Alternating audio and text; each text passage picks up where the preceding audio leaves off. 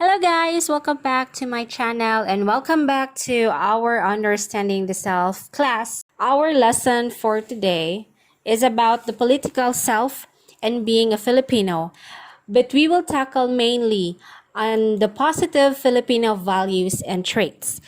Let us start our discussion by answering a very simple question, and that is, who is a Filipino? So, Filipinos are people who are natives or citizens of the Philippines. But technically, according to the 1987 Philippine Constitution, Filipino citizens are those whose fathers and mothers are citizens of the Philippines, those born before January 17, 1973, of Filipino mothers who elect Philippine citizenship upon reaching the age of majority.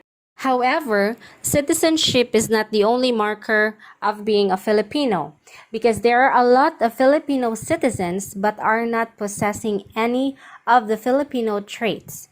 You know, culture and history have greatly influenced the manner we Filipinos learn, live, and behave up to date. So, in this chapter, we will learn that an individual's race, ethnicity, and physical characteristics are not the only factors that make a person's national identity. Of course, the values and traits are also very important indicators that set apart one nationality from the other. The Philippines, which belongs to Asia, and that Asia belongs to the Eastern culture that practices this collectivistic approach or collectivistic culture, emphasizes more on the needs and goals of the other person, the feelings of the other person over the needs and desires of each individual, or sa imo nga kaugalingon, it means that mas imong i-prioritize ang uban kesa sa imuhang kaugalingon. So this is the collectivistic culture that we are in. So apil ta mo ni siya to ang gikadak-an nga culture compared to the culture sa mga westerner, which is individualistic sila. So dili ta matingala nga ang ato ang mga values and traits naa nag-reflect ani niya. So now let us start with the first positive values and traits. That is the Filipino hospitality. So Filipino hospitality is known to be the best in the world because dili magpalupig kung pag-entertain man lang sa bisitang hisgutan. So we welcome our guests and tourists as if they are our own family. So we always make our guests feel at home by offering them something to eat or even a place to stay. So have you noticed that if we have visitor, manggawas ang ato ang mga kinakusgan nga plato, 'di ba? Ang ato mga lamian nga sudan manggawas sa ato lamisa, samantalang kung kita ra sa balay mangaon, wow, gabulad ra ta og gautan. But kung naa ganitay visitor, naay paletsyon manok, naay paletsyon belly, naay mga dessert din ha or whatever. Basta lang nga ang ato ang mga guests, nga ang ato ang mga bisita nato, family and friends, ma-comfortable sila. No? So, bahalag nagigda ta sa banig, basta kay sila komportable na asa to ang kama ng tulog. So, that's how we entertain our visitors. Ginauna nato ang ubang tawo kumpara sa ato ang mga kaugalingon. So, that is why Filipino hospitality is the best in the world. Number 2 is respect for elders. So I believe every culture has different gestures on how to respect their elders. But for Filipinos, it is by mano po. Or the gesture is seen in the picture that the kid is kissing the hand of the old man who happens to be our president. So it's not literally kissed through the lips, but kissing the back of the palm through our forehead. So that is how we do the mano po.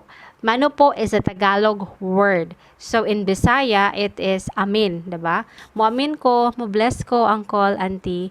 In addition to respecting our elders, is constantly using po and opo in conversations. Another thing is that forgetting to address older people properly will regard them as impolite or rude. This is the reason why the Tagalog people use the po and opo, because it is also a way to respect those people older than them. So, in our culture, we say ate, kuya, uncle, auntie, manong, manang, even if we are not really related by blood. Manong, manang, lolo, lola, even if dili sila nato lolo o lola. No? Ya, yo. So, unsa pay lain nga mga tawag. So that is a part of respecting our elders, because there are even cultures, especially the Western culture, ilaharang tawgon na ilahang parents with the names.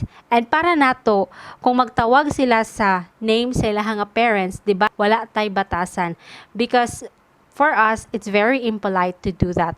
So that's why they say that our respect for our elders are really exceptional, because we value each other like our own family. Let's go to number 3, which is the close family ties. So I know it's very obvious that Filipinos really value the family, or their family, or our family.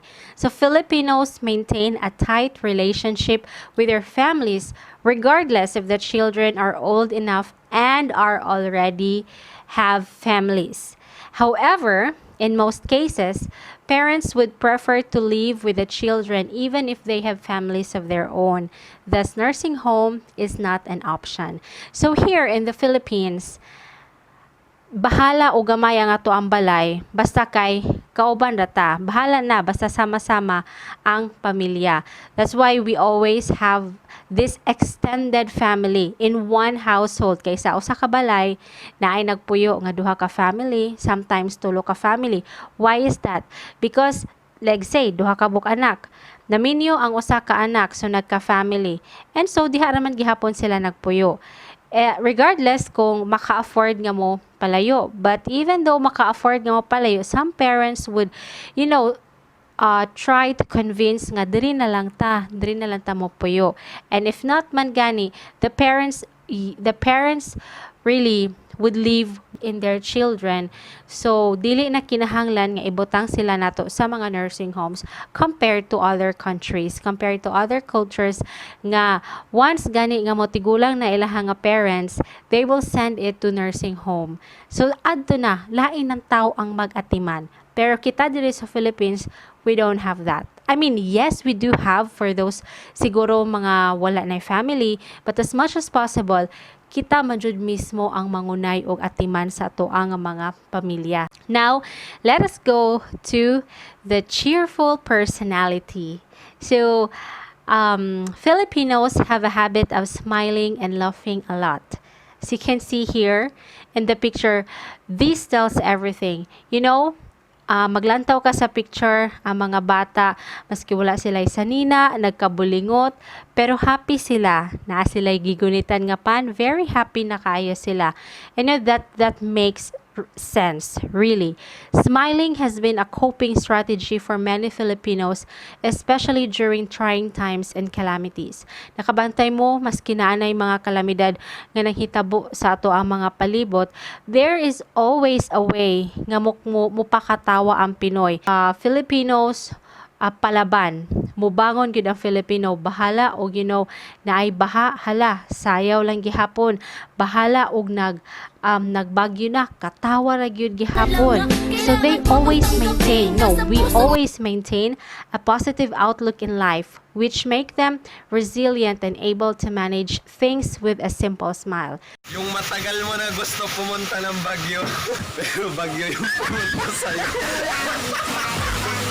So So that's why Filipinos are able to cope up with every tragedy nga maabot. We have this habit of, turning negativities into positivities. Number 5, which is the self-sacrifice. From the word itself, self-sacrifice. I know makarelate mo. I do not know your story in life, but I know that once in your life you have sacrificed for someone else. You have sacrificed for your family. So Filipinos go out of their way to extend help to their friends, families, and loved ones. We got this behavior because our culture is a part of a collectivist culture wherein mas unahon nato ang happiness sa ubang tao kesa sa atoa nga kalipay. That is, part of collectivistic culture. So most common examples here are overseas Filipino workers. So they sacrifice a lot. That is why they are regarded as modern Filipino heroes. Dili lalim nga mo palayo sila sa ilahang family. So magpakapahirap sila dito so that they can give comfortable life to their families back home here in the Philippines. So number 2 example, so there are times when the eldest among the children of the family would give up school to look for work and provide for the rest of the family and educate his or her siblings. So I'm not sure if naani niyo diri nga ni give up og eskwela before para makapa-eskwela sila sa ilahang mga manghod, or usa mo sa mga nakabenepisyo ana kay since manghod mo o ng inyuhang mga bagulang ni undang og eskwela para maka-eskwela pud mo karon. I have heard and seen a lot of stories like this from my friends who sacrifice a lot for their families. Mga nang undang sila og eskwela, or katong uban wala gi pa eskwela, nag-working student na lang because they want to go to school. Ang uban wala nadadala og working student, nanarbaho na lang jud sila and they support their family. So, if you are one of those beneficiaries of those sacrifices, please do value your studies.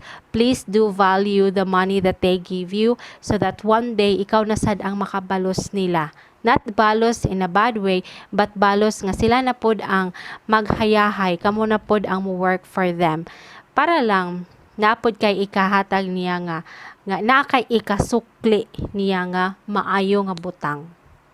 Now, next one, which is the last, is the Bayanihan.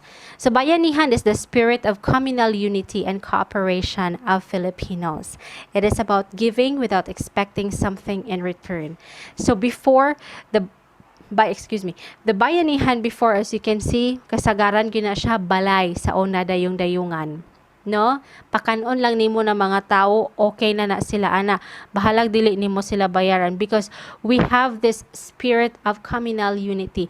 We have this spirit nga magtinabangay kita sa usag-usa, kanang pagtinabangay, especially in times of calamities during the typhoon, the earthquake. I was one of those recipients sa mga tabang sa mga nagbayanihan during the earthquake, and I know kamo pod you were one of those nga naka-receive og help from the bayanihan of the people, because wala ba ata ato if walay nagbayanihan ato to help us, to give us food to eat and water to drink, lisod kayo ang kinabuhi. That's why we have to be very thankful to these positive values and traits of Filipinos, and I hope that we will continue to nurture this and nourish this in our own families, so that mapasa ni siya from our generation to the next generation and to the next generation. I think that ends our discussion for the positive Filipino values and traits. So I will give you another discussion of the negative ones after this video. So yeah, that's it. Thank you so much.